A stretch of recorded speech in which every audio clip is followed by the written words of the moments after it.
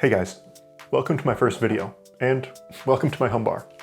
My name is Quinn, I'm a professional bartender and full-time cocktail enthusiast, and whether I'm making a drink for myself or having a couple of friends over, what I really care about is creating an original experience that I can't get anywhere else. With that in mind, today's topic is going to be absinthe, and specifically how to use absinthe in original cocktails. Ultimately, what I'd like to achieve with this video is getting you comfortable using absinthe in your cocktails at home. But to get to that point, I think there's a few topics we should cover first. So let's dive right in.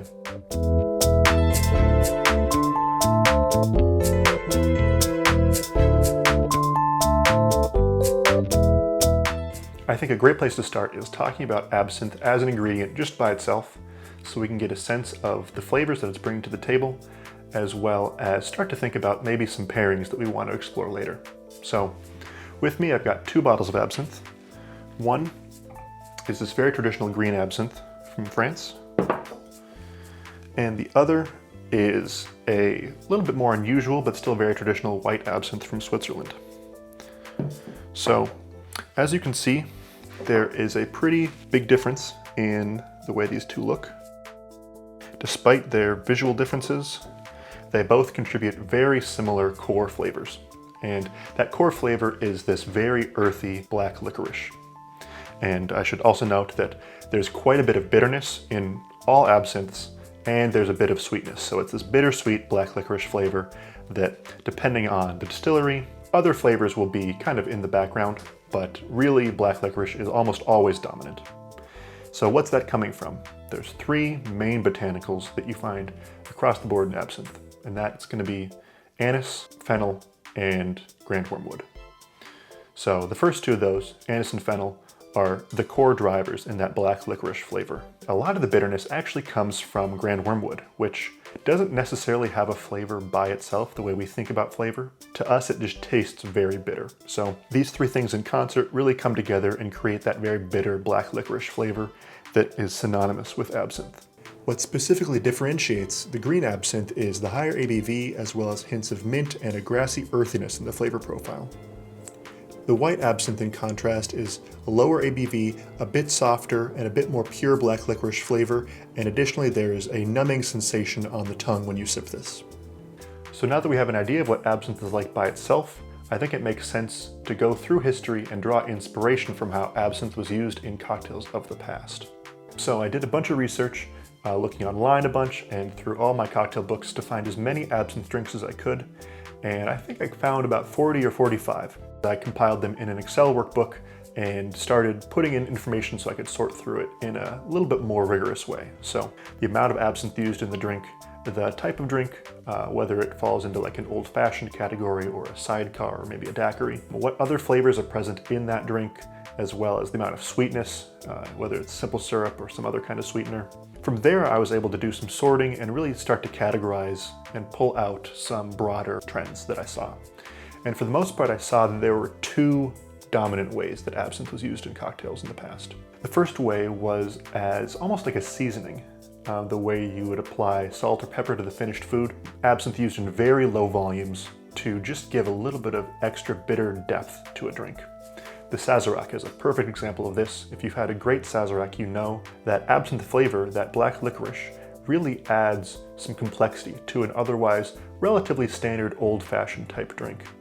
And all that they're doing for that is they're just pouring a little bit of absinthe in your glass, swirling it around, and then dumping it. So, I mean, you're probably getting at most a quarter of an ounce of absinthe, but just the aroma that you're getting plus that tiny bit of bitterness plays really beautifully with the Sazerac, and generally it seems with other barrel-aged cocktails. So things involving whiskey, cognac, aged rums, potentially an aged tequila.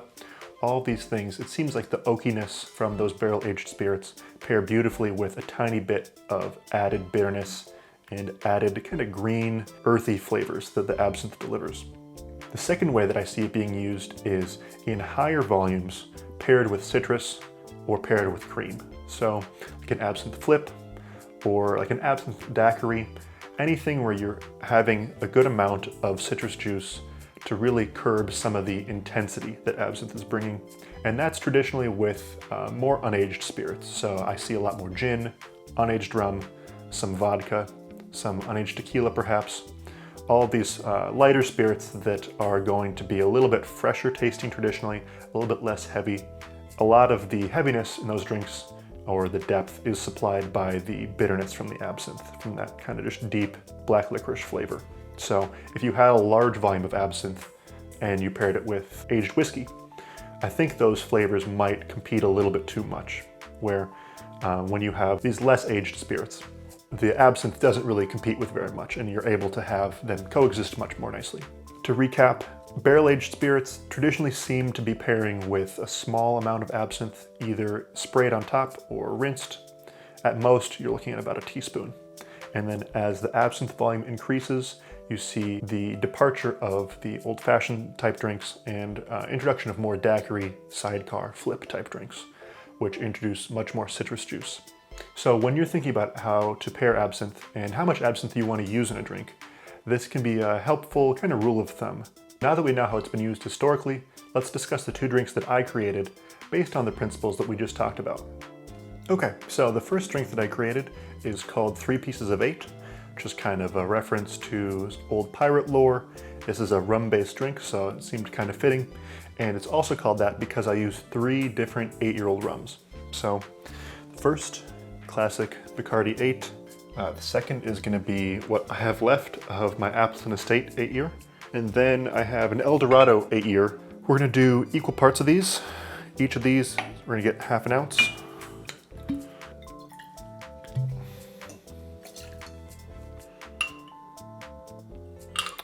All right, so 1.5 ounces of our rums. And then I'm going to be adding some banana liqueur. So the idea behind this drink, besides having an excuse to use all 3 of my 8-year-old rums, is I want to do like a good, well-rounded banana bread type flavor. So it came to me originally because I got this Tempus Fugit creme de banana that has these really strong banana bready notes. It's got this kind of greenness that ironically a dark banana has. You know how banana bread tastes. It's got the banana flavors, but then there's also these really nice baking spices and just kind of a greenness to it. So I really found a lot of that in this. And I also have Scafard Banana de Brazil, which I really like both of these. They're very different takes on banana liqueurs. I'm gonna use both, but if you only wanna buy one, I would honestly recommend getting this one. Kind of similar to how absinthe and dark spirits maybe don't mix super well in high volumes. I find that I don't get a lot of the flavors of this bottle when I mix it with other darker spirits.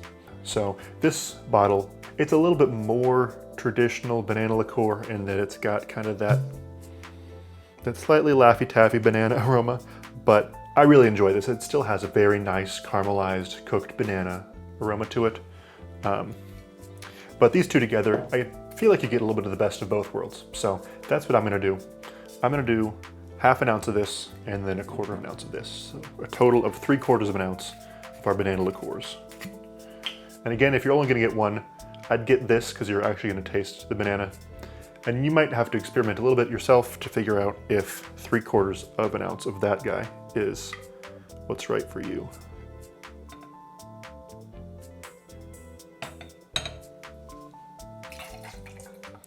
Down the hatch.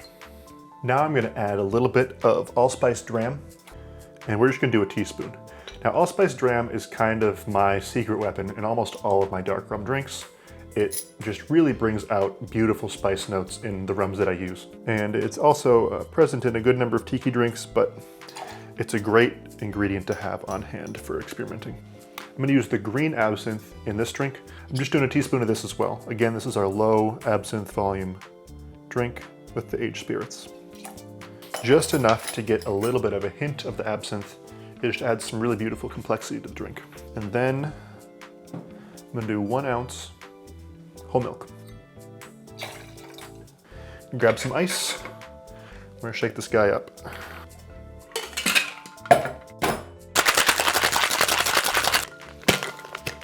Alrighty. Now I'm gonna be using a chilled glass that I've been keeping in the freezer.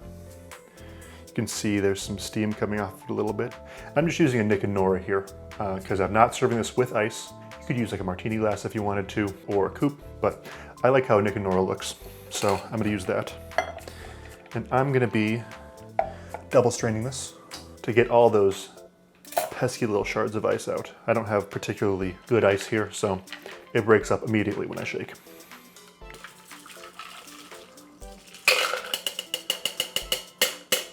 All right, and then to garnish, what I like to do is heat up some steamed milk like you would for a latte or cappuccino. Then I like to top my drink with that hot milk foam. It's kind of the opposite of a Irish coffee. So next I'm gonna grab some nutmeg and just grate that on top. Nutmeg is another great way to just kind of zhuzh up rum drinks.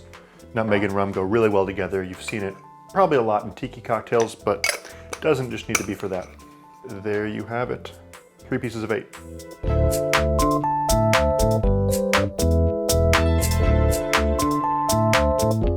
What I really like about this drink is it's got all these ingredients, but it feels very balanced and it feels very lean. What do I mean by that? I mean that it doesn't feel like I've added too many things. It doesn't feel like there's too much stuff going on. This feels like a very pure interplay between the rum and the banana, and then you have this added complexity from the absinthe and from the allspice dram.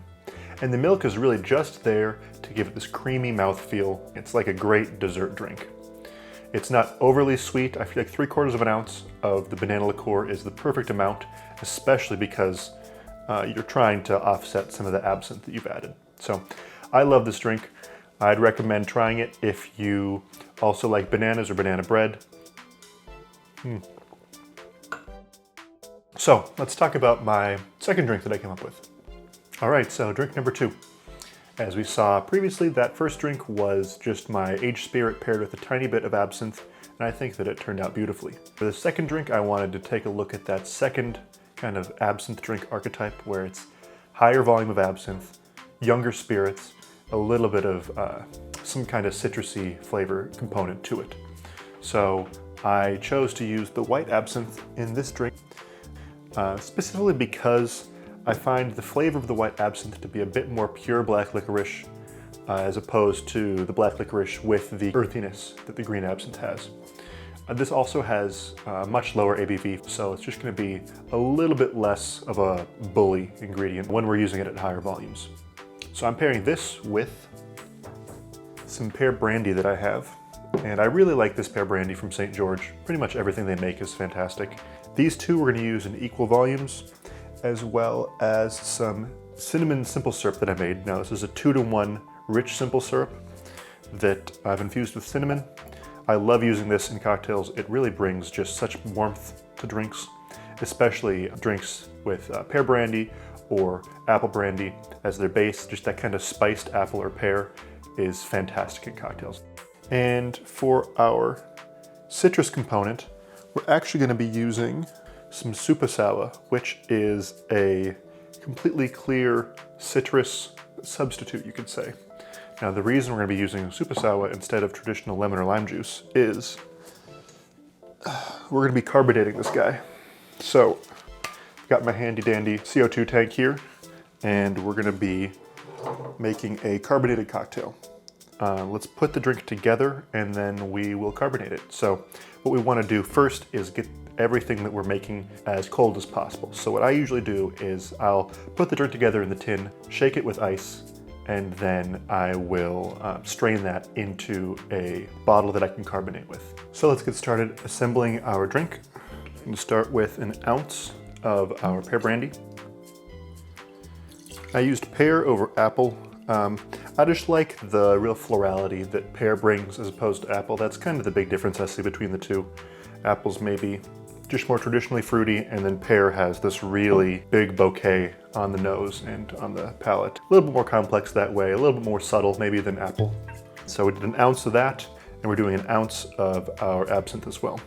So quite a large volume compared to a lot of cocktails you see with absinthe, which is why I'm happy that it works so well. I was kind of proud to be able to make such a high volume absinthe drink feel balanced.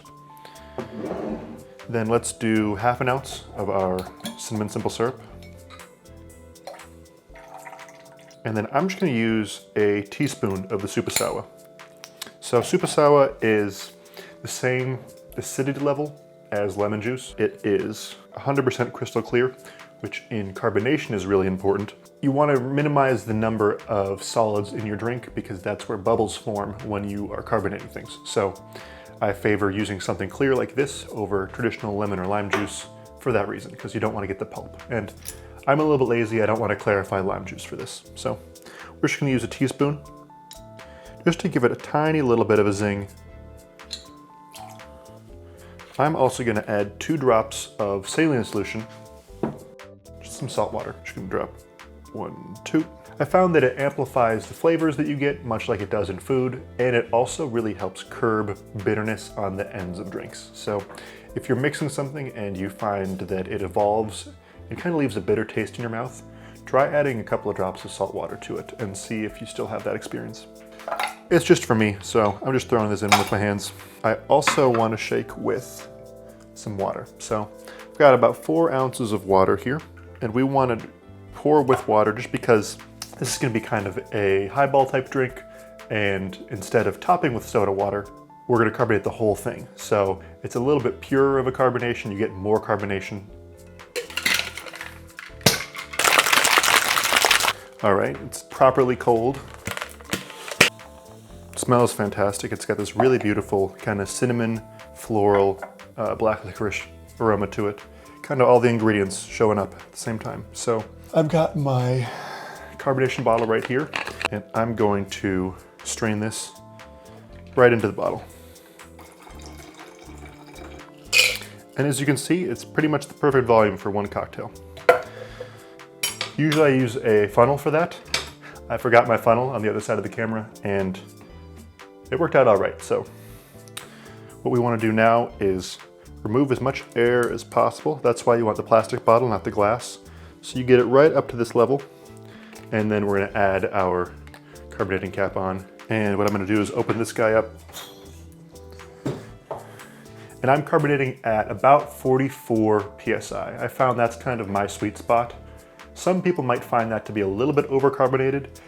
You can adjust your CO2 output accordingly, which is why I prefer this over something like a SodaStream, where you're just kind of carbonating by feel. SodaStream also works just fine, but if you've got about 200 or 250 bucks lying around, this is a very nice upgrade to that system, and it is a great way to impress your friends. So we're just gonna pop this guy on,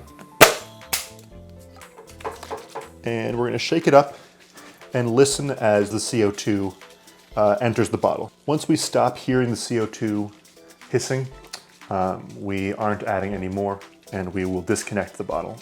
Okay, just like that, super simple. Now we're gonna do this a couple of times because, as you see in a moment, this is gonna probably fizz up a little bit.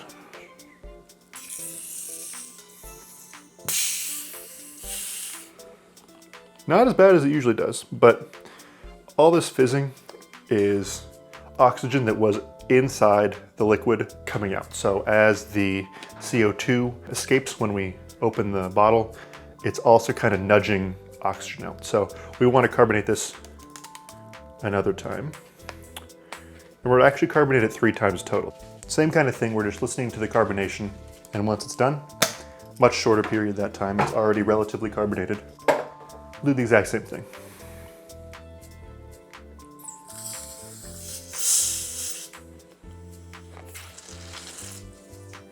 Gotta be careful for that. Sometimes it over bubbles and you lose a little bit of your drink. That's okay. We'll do this one more time. All right, that was nice and quick. Okay, so I've got my chilled highball glass here, nice and frosty. And I'm just gonna put some ice in here preemptively, depending on the size of your glass. Just go ahead and fill it with ice. Depressurize this one last time. Should be good. Yep, almost no bubbling, as you can see. So all the latent oxygen that was in the liquid is pretty much removed at this point. So we're gonna go ahead and pour ourselves a drink. Careful not to let it over foam. It's like pouring a good beer. And you can just see the bubbles sizzling and dancing on top of the surface here. Now to finish it off, we're just going to garnish with a little lemon twist to kind of bring even more freshness into the aroma of the drink. Just going to express the peel. I can smell those oils already. And garnish. What did I even call this thing? I never actually came up with a name for it, but maybe it could be something like the Absinthe Express, the way that absinthe in an expedited way enters your system after trying this dangerously smooth drink. This tastes like there's no alcohol at all.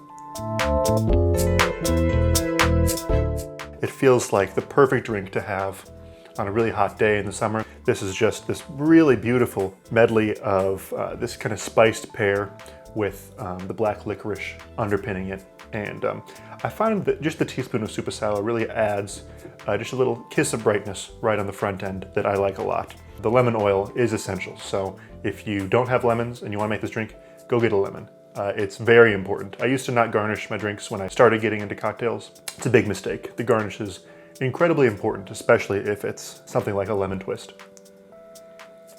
Damn, that's really, really good. So, there are both of the absinthe cocktails that I developed. I hope this has been inspiring for you and your own home bar, and I definitely want to hear in the comments below how you use absinthe in your own original drinks. This is my first video, as I said at the beginning, and it would really help me out a lot if you would throw me a subscribe and perhaps a like on the video. I'm hoping to do a lot more of these kinds of videos, and if you think this is helpful or useful content, your support would be really appreciated. Thank you so much for watching, and I'll see you in the next one.